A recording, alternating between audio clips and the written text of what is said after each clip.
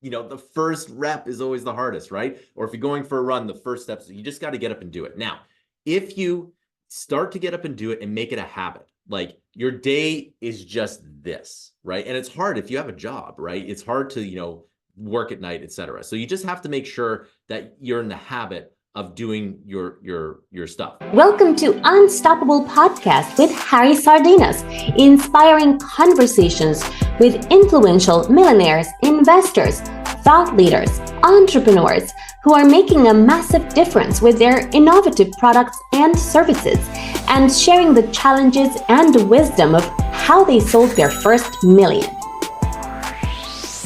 How would you like to achieve your first million in sales? This is the series of podcasts on Unstoppable, where we are interviewing this brave entrepreneur that managed to break through and achieve the first millions in sales. Today we have a tech entrepreneur with us with a fantastic story, joining us from Canada. So please, John, introduce yourself. Hi, my name is John Burra, and I founded a company, 13 years ago, called Mammoth Interactive. We make online courses, and I was one of the first people on Udemy. And since in that time, we've sold 7 million courses. And Wow. we always make sure that we're on top of exactly what is trending. So, back in 2011, 2012, it was App Store and games and HTML5. Then it was like the Unreal Engine. We've done machine learning. When crypto booms, we do blockchain tutorials, and those do really well. And now we're all about AI. And what we're doing currently is we're helping companies with their AI strategy. So we give these lunch and learns, and we give them support, and we basically act as kind of like training and consulting. And everyone has been eating that up. My phone is like, just bursting because they want us to help out. And we've been doing machine learning tutorials for quite some time now. And, we teach people because people need to know, they need to know what a prompt, they need to know the LLMs, they need to know everything. And we make sure that all of these technical concepts are digestible for everyone. What I like to say is that when you hire us, it's like and you go through our training and our consulting, it's like adding 3 IQ points to your entire company. Wow. So then, John, in your opinion, I'm talking about your journey as an entrepreneur, what would be the 5 steps that that led you, or the blueprint, your own experience that led you to achieve your first million in sales? That I guess that was a long time ago. Hopefully you remember. But what are these key 5 steps that you keep always consistent that make you to achieve the success that you have achieved so far? So the first thing you need to do is, I assume a lot of people here are either like starting a business or they want to start a business. So I usually talk from that point of view. The thing is, you got to do, you just got to start it. Okay. And it's the hardest thing to do. Like, if you go work out, what's the hardest thing? The first rep is always the hardest, right? Or if you're going for a run, the first steps, you just got to get up and do it. Now, if you start to get up and do it and make it a habit, like your day is just this, right? And it's hard if you have a job, right? It's hard to, work at night, etc. So you just have to make sure that you're in the habit of doing your stuff. And then when you're in the habit, you just have to remember that success is a wheel. It's not a destination. It's not like I made the first million, then I'm done, right? Well, you made the first million, let's get to the next million. They keep going, right? So you have to keep on going. And with that, you have to have a process of figuring out what works, what doesn't work, and really listening to the market, right? I said this in a meeting that money is your best indicator of what's working, right? So if you're getting more money from something, maybe you should do more of it. But what happens, at least in my business, is that there are cycles. When crypto booms, we make a lot of money with crypto. And when crypto is not booming, we're making zero money, right? And crypto is probably going to boom again, and we're going to make a lot of money with it just because that's just the way it is. It's the cycle, yeah. And then, we don't make app tutorials anymore because nobody really wants them, right? Which is kind of interesting. So, but even though if you want to be an app developer, it's actually a pretty lucrative job still. But so, we just have to keep everything going, and you have to make sure that you're on trend, and you have to produce products that people want, right? And remember, you have to always look at what you did in the past, and then you can see how you can do better in the future. And here's the weird part. You have to actually go back and see why you did things the way you used to do them. Because when you run a business for like 13 years, you're like, when you make a decision 8 years ago, you're like, oh, the why I do that way, right? And so, You can connect lately the we've been dots, right? exactly. So once you make your first million, you have to realize, how did I make it? How can I make more? And so small business What is a actually very happened, right? yeah. So small business has a very high failure rate, right? Something like 90% of businesses fail in their first year. So, and scaling, and I can't remember the stat, but like if 10 years, it's even harder.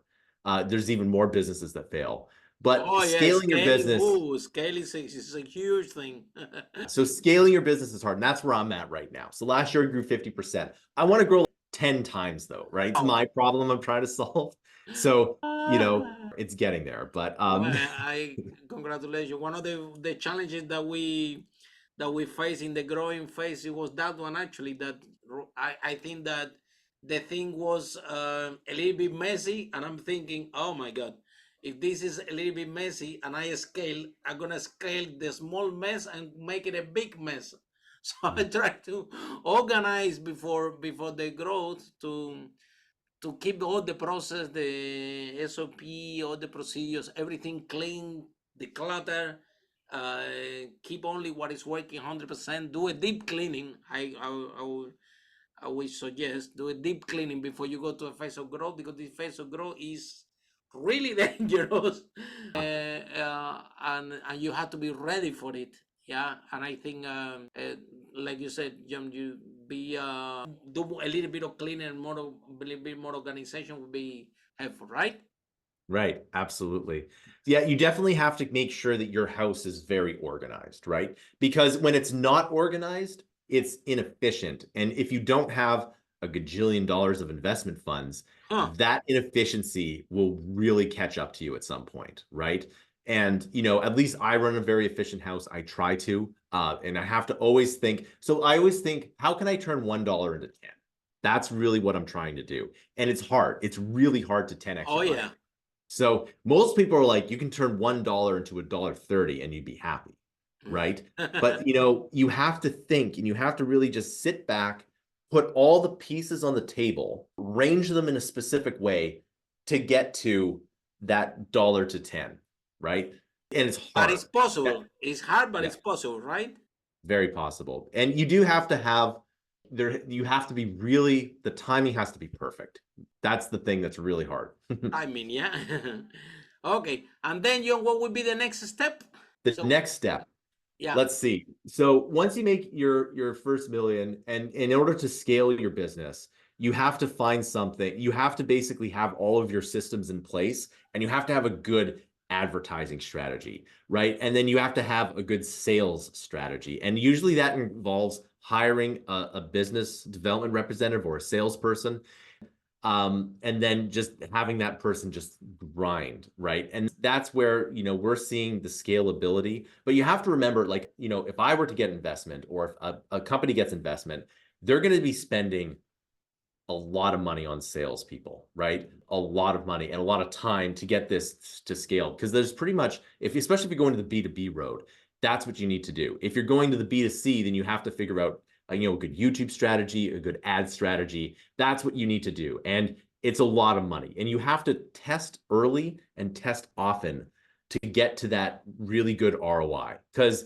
I can spend $10,000 in YouTube ads today, but is it going to be, am I going to get it back? Right? Like, that's the And real I'm gonna question. get 100,000 out of it. Yeah, It has to be in the has to be the right product and the right strategy, right? correct. Yeah. And then, John, so what would be your message, right, for everyone out there that they are in business and they think that things are not working for them, that they feel frustrated and they are about to give up. So, what is your message for them? So there's a couple things there. If you're frustrated, you shouldn't give up so easily. That's the first step. The second step But that's what is happened to you when you bid at the beginning, right? So when you did at the beginning, was frustrated or everything worked smoothly? well, it did not It's work always a smoothly. nightmare, right? Yeah, no, it was really hard. But the thing that there's a couple things that can happen. If I started in the game area and I was making a little bit of money, but it Oh, wasn't game is enough very to, let's say, difficult. quit my job or something like that. But everyone liked the tutorials. And as soon as I did that, I just saw a lot of money, right? And then whenever you get a break, you need to drop everything and triple down on that break. And that's exactly what it is. I was one of the first people on Udemy, right? And when, Really? yeah, really, Wow. one of the first people. Like in 2011, I was, yeah, I saw their ad on Groupon. I'm like, hey, look, I can do this. And sure enough, I did. And I was like, in 2012, I was like one of the top, if not the top instructor, right? Wow. So yeah, it was really quite crazy to see. But like what I did is I doubled down, right? I stopped producing apps and games and I just said, okay, it's nothing but courses all day because I saw that here. So you can always take success is just a step or two to the right. You're doing and see this all the time, right? You're doing the thing, you're getting some traction, but if you just do something a little bit If you different. turn around a little bit, wow, you find the gold mine, yeah? Exactly. You have to be flexible enough to see it, right? And to go for it. Right. And it might take time, but like as you're doing it, if you just do something a little bit different sometimes, you can see a whole bunch of success. And that just, and it's really interesting is the language, right? So for example, with our AI, we used to do boot camps, corporate boot camps, and the businesses were not really into that. I switched it to lunch and learns, right? Like AI lunch and learns, and people really like that better, right? So you see what I mean? So like boot camp, lunch and learn, like they're almost the same thing. They're just called something a little bit differently. You just But change the name, yeah? because people really like hey, look, we're going to give you 2 lunch and learns about AI. You can ask us questions, all this stuff. Yeah, perfect. Sells like 100 times more. So yeah. So it's all about, but then there is something, and I think that in COVID time it was happy days for you guys, right? COVID was great. In fact, it was really fun. Amazing for you guys, yeah. Everybody online trying to learn, yeah. Absolutely. And then what people would do, okay, like what people would do is they'd take our course and they would switch jobs really quickly, right? Like they saw that, oh, I can just, take this course, be a coder. And I And can since do we give the this. source code, right, they could say, hey, look, I built all these projects, right? They take the source code and then they would manipulate it and then they would put it up on their GitHub or whatever, and then they'd use that as their portfolio because having a portfolio is the best. Yeah, that's what people would do. Amazing. So yeah, but here's the thing. Funny thing, when COVID first hit, I sent all my employees home because I had an office at the time with employees like coming to the office, and I said, look, we're gonna go out of business, most likely. Like this is just ridiculous. And I was so wrong about that.